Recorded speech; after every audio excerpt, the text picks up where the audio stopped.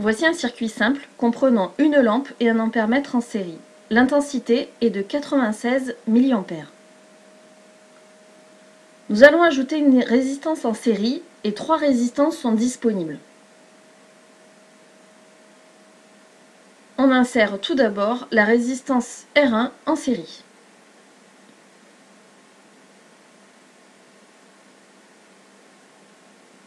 L'intensité diminue à 93,9 mA.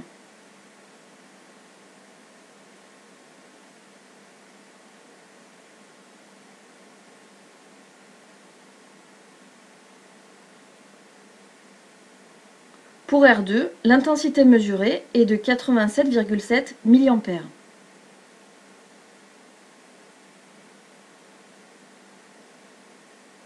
Et enfin, pour R3, l'intensité mesurée est de 69,6 mA.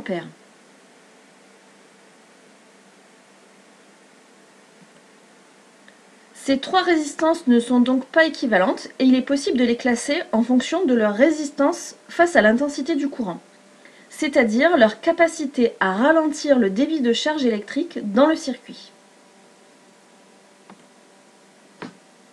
On notera ici que l'on utilise le même mot pour appeler le dipôle et sa grandeur physique caractéristique exprimée en ohms, lettre grecque oméga. On utilise donc des guillemets pour différencier le dipôle.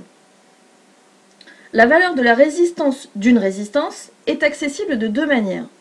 Soit on utilise le multimètre en mode ohmmètre, ou alors on décode les anneaux de couleur autour de chaque résistance. Pour utiliser le multimètre en mode ohmmètre, on se procure le mode d'emploi du multimètre.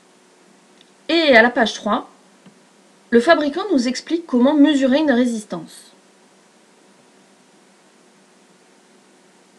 En particulier, 2 points sont à retenir. La résistance ne doit pas faire partie d'un circuit fermé. Et de manière plus classique, si on ne connaît pas la valeur de la résistance à mesurer, on choisit le calibre le plus important pour affiner la mesure par la suite.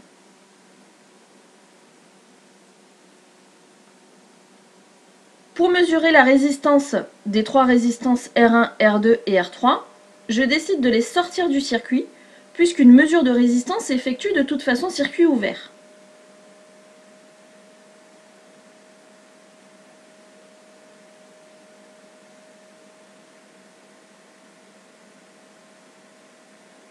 On choisit le calibre le plus important et l'ohmmètre affiche la valeur 1. On branche chaque borne de la résistance à la borne COM et à la borne V oméga de l'ohmmètre. L'appareil affiche 0. Et tant qu'il affiche 0, je peux diminuer progressivement le calibre jusqu'à obtenir la valeur la plus précise possible.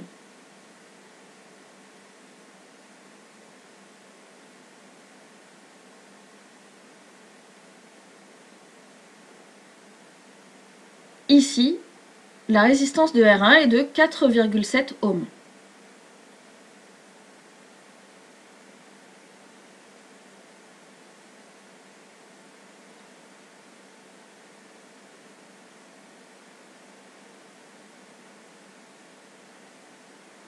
La mesure de la résistance de R2 nous donne une valeur de 12,0 ohms.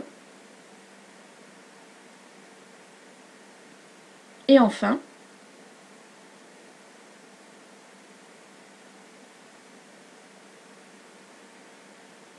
la résistance de R3 est mesurée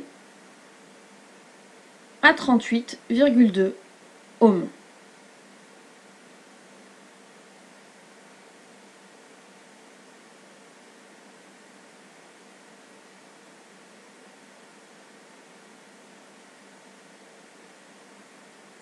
De R1 à R3, les résistances sont donc classées dans l'ordre croissant de leur résistance.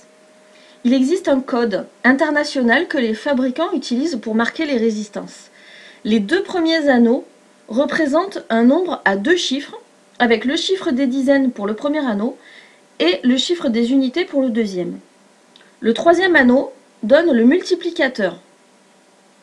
C'est la puissance de 10 qu'il faut multiplier avec le nombre à 2 chiffres, pour obtenir ainsi la valeur nominale de la résistance pour un dipôle résistance donné.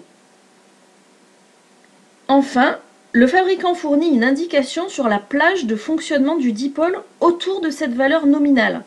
Ça s'appelle la tolérance et elle est indiquée par le quatrième anneau. Par exemple, on observe la résistance R1. Le premier anneau est jaune. Le premier chiffre significatif est donc 4. Le deuxième anneau est violet. Le deuxième chiffre est 7. Le nombre à deux chiffres est donc 47. Le troisième anneau est doré et code pour le multiplicateur 10-1.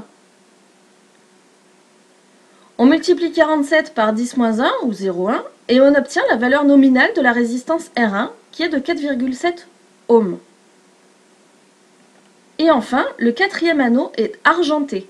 Donc la tolérance sur cette valeur de 4,7 ohms est de plus ou moins 10%.